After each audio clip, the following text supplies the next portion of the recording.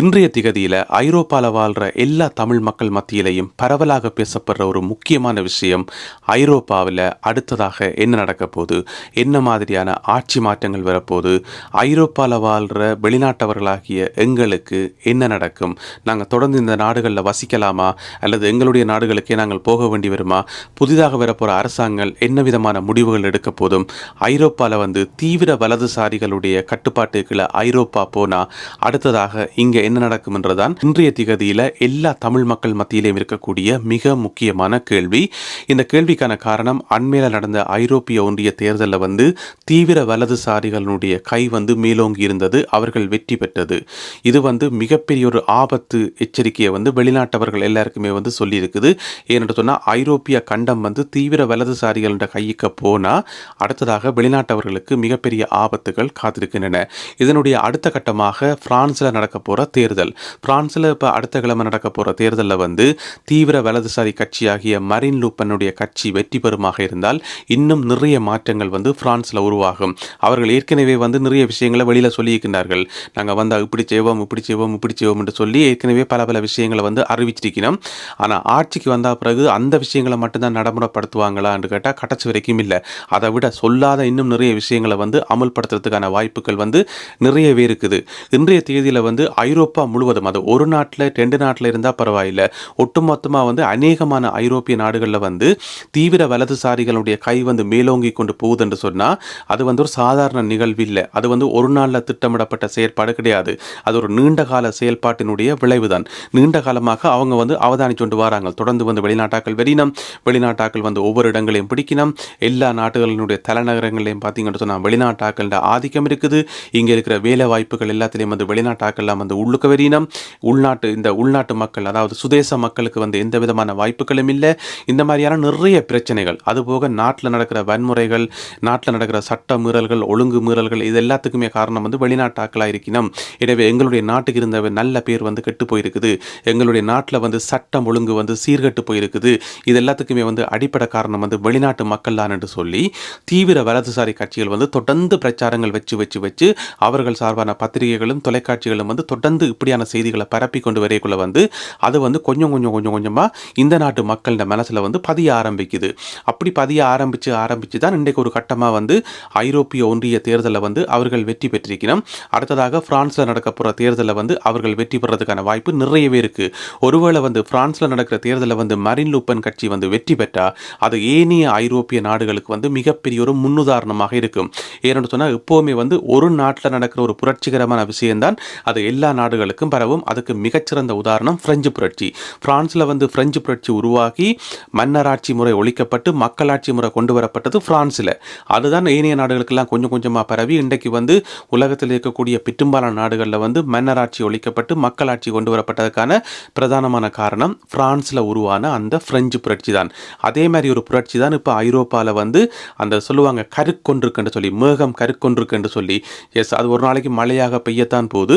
எனவே இப்படியான ஒரு ஆபத்தான சூழல்ல தமிழ் மக்களாகிய நாங்கள் என்ன செய்யணும், எப்படி எங்களை பாதுகாத்து கொள்ளணும், நாங்கள் என்னத்துல கவனம் செலுத்துறோம் என்று சொன்னா இந்த வரப்போற அரசாங்கங்கள், வரப்போற ஆட்சி மாற்றம் என்ன செய்ய போகுது, எப்படியான நடவடிக்கை எடுக்க போகுது, அதுல என்னென்ன விஷயங்கள் இருக்குன்றத நாங்கள் கண்ணுங்கருத்துமா இருக்கிறோமே தவிர மாறாக நாங்கள் எங்களை எப்படி தயார்படுத்தி கொள்றது, எப்படி நாங்கள் வரப்போற ஆபத்துகளை அதிலிருந்து தப்புறது எப்படி என்று சொல்லி நாங்கள் சிந்திக்கணும். அதுக்கு நாங்கள் எடுக்க வேண்டிய ஒரு சில ஸ்டெப்புகள் இருக்குது, ஒரு சில வழிமுறைகள் இருக்குது. அதை பற்றி தான் இந்த வீடியோவில் சொல்ல போறேன். அதுக்கு முதல், உண்மையிலேயே தீவிர வலதுசாரிகளுடைய கையில ஐரோப்பிய கண்டம் போனா உண்மையிலேயே அவர்கள் வெளிநாட்டவர்களை துரத்துவார்களா, வெளிநாட்டவர்களை அகற்றுவார்களா என்று கேட்டீங்கன்னு சொன்னா அதுக்கான வாய்ப்புகள் நிறையவே இருக்குது. ஏனென்று சொன்னா இந்த தீவிர வலதுசாரி கொள்கை எங்க இருந்து உருவாகுது என்று நாங்கள் பார்த்தோம் என்று சொன்னா அதனுடைய உண்மை தன்மையை நாங்கள் புரிஞ்சு கொள்ளலாம். ஏனென்று சொன்னா அவங்க என்ன நினைக்கிறாங்கன்னு சொன்னா அந்த நாட்டு குடிமக்கள் இருக்கிறது, அந்த நாட்டு சுதேச மக்கள், அந்த நாட்டு மக்கள், அவர்களுக்கு நிறைய வாய்ப்புகள் மறுக்கப்படுது. வேலை வாய்ப்பாக இருக்கட்டும், எல்லா விதமான வாய்ப்புகளும் அவைக்கு மறுக்கப்படுது. அவர்களுடைய முக்கியத்துவம் குறைக்கப்பட்டு வெளிநாட்டவர்களுடைய முக்கியத்துவம் தான் அதிகரிக்குது என்று சொல்லி ஒரு மனப்பான்மை அவர்களுக்கு இருக்கு, என்ற ஒரு நிலப்பாடு அவர்களுக்கு இருக்கு. அங்கிருந்தான் எல்லாமே உருவாகுது. எனவே அப்படி உருவான ஒரு எழுச்சி அதனுடைய உச்சக்கட்டத்தை அடையும் போது, அவர்களுடைய கையில ஆட்சி போகும்போது அவர்கள் கண்டிப்பாக வெளிநாட்டவர்களுக்கு ஏதாவது ஒன்றை செய்யத்தான் முயற்சி செய்வார்கள், வெளிநாட்டவர்களை அகற்ற முயற்சி செய்வார்கள், அல்லது வெளிநாட்டவர்களுக்கு கொடுக்கப்படுற முக்கியத்துவத்தை குறைப்பார்கள். இதுதான் அடிப்படையான விஷயம். இப்போ நீங்க பார்த்தீங்கன்னு சொன்னா, இங்க ஒரு கம்பெனி ஒன்று இருக்குது. அந்த கம்பெனிக்கு வந்து அந்த கம்பெனி முதலாளி என்ன நினைப்பாருன்னு சொன்னா, இந்த நாட்டு மக்கள வேலைக்கு வச்சிருந்தா நிறைய சம்பளம் குடுக்கணும். அதோட அவன் 8 மணித்தியாலம் மட்டும் தான் வேலை செய்வான். 8 மணித்தியாலத்த தாண்டி ஓவர் டைம் எல்லாம் வேலை செய்ய மாட்டான். அதை விட நிறைய சட்டங்கள் கதைப்பான். அவனுக்கு நல்லா மொழி தெரியும், சட்டங்கள் தெரியும்.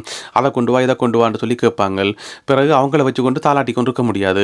இதுவே ஒரு வெளிநாட்டுக்காரனை வச்சிருந்தா, ஒரு பாகிஸ்தான்காரனையோ பங்களாதேஷ்காரனையோ அல்லது எங்களை மாதிரியான இலங்கை ஆட்களையோ வந்து வேலைக்கு வச்சிருந்தா நாங்கள் பேச சண்டைக்கு போக மாட்டோம். பாஷையும் வந்து பெரிய அளவில் கதைக்க மாட்டோம். இதெல்லாம் வந்து அவன் மனசுக்கு நெச்சு வச்சுக்கிற விஷயம் அந்த முதலாளிக்கு தெரியும்.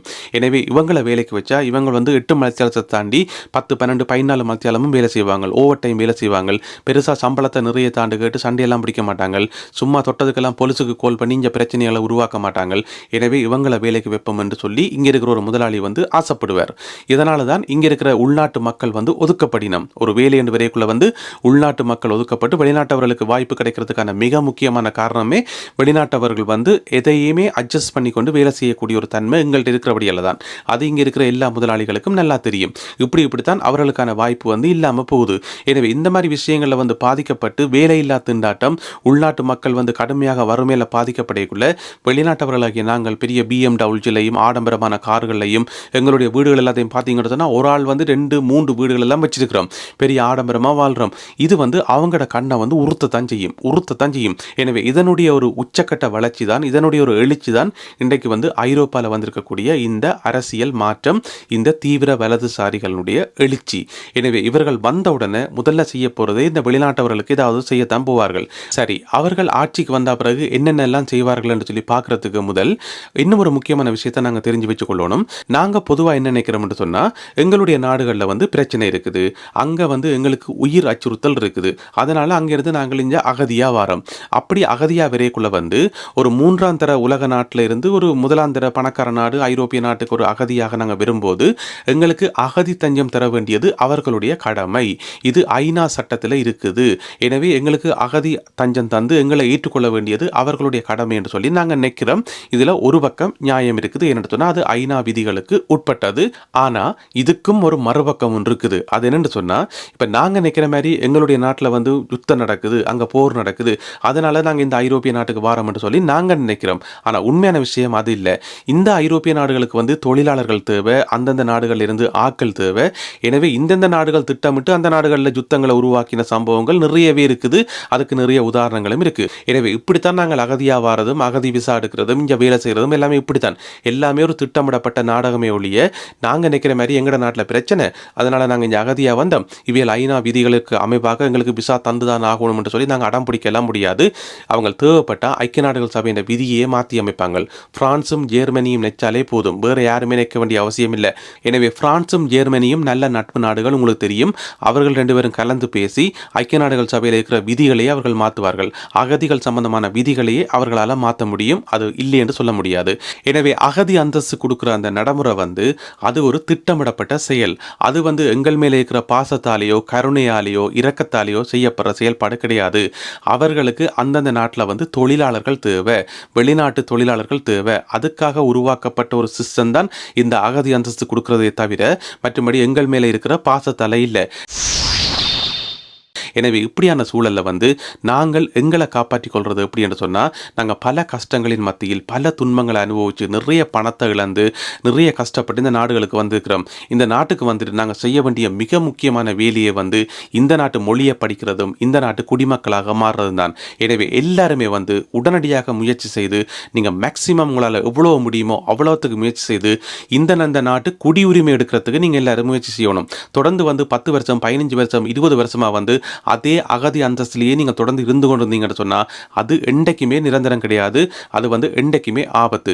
எனவே புதுசாக வர அரசாங்கம் எங்களுக்கு என்ன செய்யும், இப்படி செய்யுமா அப்படி செய்யுமான்னு சொல்லி நாங்கள் ஜோதிச்சு கொண்டு நிற்கிறத விட்டுட்டு அவங்க என்ன செய்வாங்கன்னு எங்களுக்கு தெரியவே தெரியாது, எங்களால் கண்டுபிடிக்கவும் முடியாது.